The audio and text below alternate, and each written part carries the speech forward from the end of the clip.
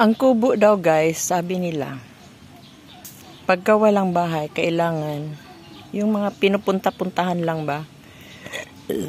Excuse me, kailangan daw pusukan.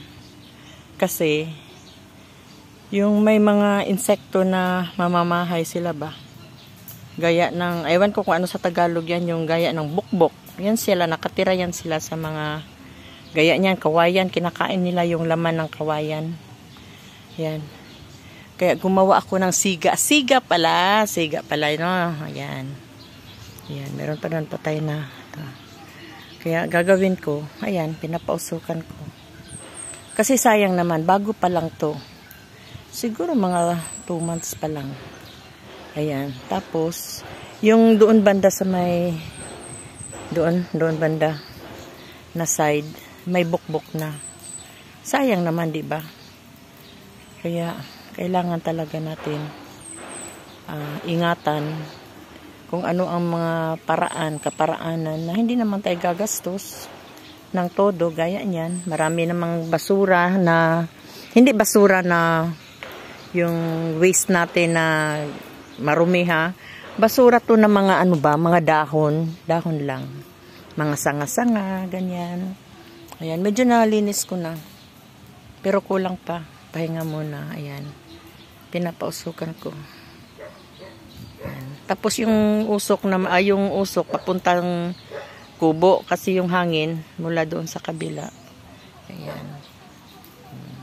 Papunta to sa ilalim ng bahay. Yun, talagang nausukan talaga ang kabuuan ng bahay. So, that's all guys. Thank you for watching, for enjoying Boyet's Farm. Ayan po. Nagkakataas ang mga puno. Ayan po, nangka. Ayan po, mga ayan, yun ang durian. Oh, yun. Ayan.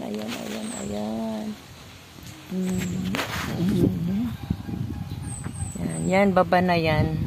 Yung sour grapes, ayan. Yan siya. Ano yan? Avocado. Yan. Ito, nangka. Ito yun. Mangus, ano yan, tawag nito.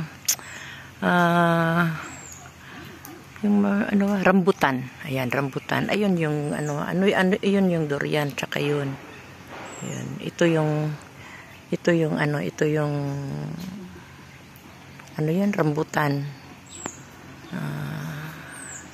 Iwan ko parang lansones yata to. Ayan. So ito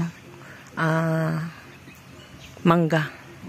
So mapapakinabangan mo kahit na hindi yung binebenta mo, ganun, hindi muna. At least yung lilim, mapakinabangan mo.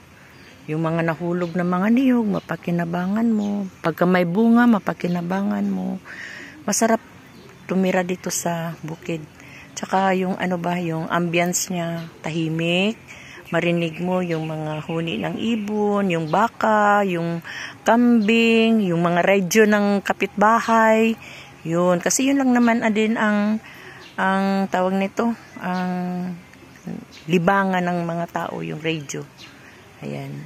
Yun, may bahay doon, may bahay doon. Yun, diba?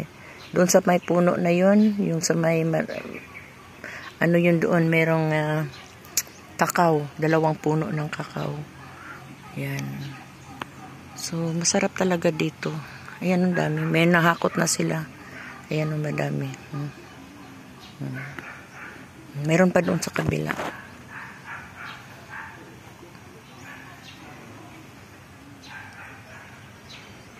Thank you for watching.